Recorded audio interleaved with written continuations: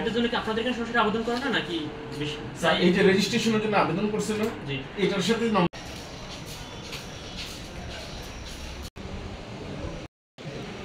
Fitness certificate, number plate, মোটরযান registration বা অন্যান্য সেবা নিতে আসেন, তখন সেবা গ্রহীতাদের প্রতি পদে পদে হয়রানির শিকার হতে হয় এবং দালালদের মাধ্যমে না আসে তাহলে এখানে সেবা বিলম্ব হয় এবং একটা অভিযোগ দুর্নীতি দমন কমিশন প্রচারিত হয়। আজকে কমিশনের অনুমতিক্রমে দুর্নীতি দমন কমিশন জেলা কার্যালয় ছাত্র হতে আমরা একটি এনফোর্সমেন্ট অভিযান পরিচালনা করি।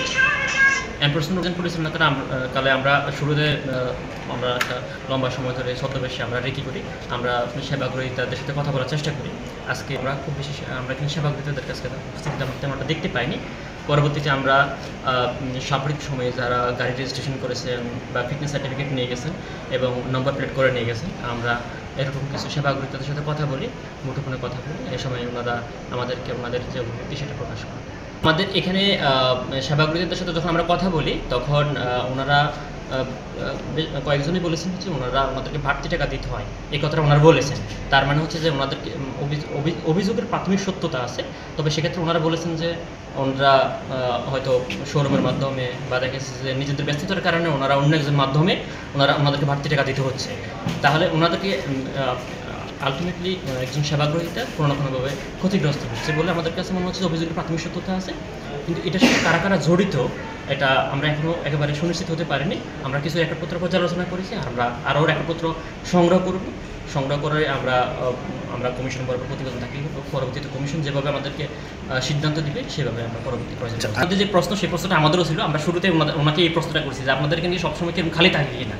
তো উনি যেটা বলবেন, আজকে এডি মহোদয় অনুপস্থিত, এখানে যিনি মোটরযান পরিদর্শক আছেন তিনি আমাদেরকে যেটা জানিয়েছেন সেটা হচ্ছে সাধারণত এডি মহোদয় এখানে রবি থেকে মঙ্গলবার পর্যন্ত অফিস করেন, বুধবার এবং বৃহস্পতিবার তিনি অতিরিক্ত দায়িত্ব পালন করেন চাঁদপুরে। হয়তো ওনার অনুপস্থিতির কারণে হয়তো কাজের একটা ইয়ে থাকতে পারে। এবং হচ্ছে গতকালকে ওনাদের ড্রাইভিং লাইসেন্স এবং গতকালকে নাকি ওনাদের অনেক সেবাগ্রহীতারা আসছিলেন নাকি। আজকে আমরা 2-3 জন আমরা সেবাগ্রহীতাদের পাইছি, বেশি পাই উনি আমাদেরকে ডেকেছেন। উনি ওনার বক্তব্যটা বলছেন, আমরা সেটাও আমরা প্রাথমিকভাবে আমরা তথ্য নেওয়ার চেষ্টা করবো।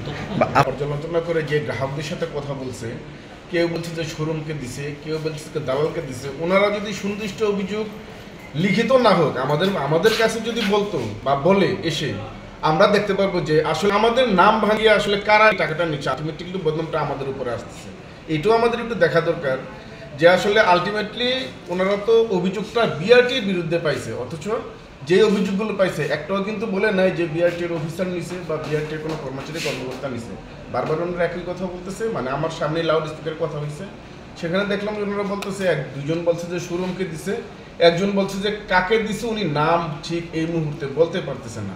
দুই একজন কিন্তু অফিসারকে দিছে এমনও বলছে। না অফিসারকে যখন দিছে তখন উনি বলছে যে না উনি অফিসার না। পরবর্তীতে উনি একটা বলছে যে না উনি অফিসার না।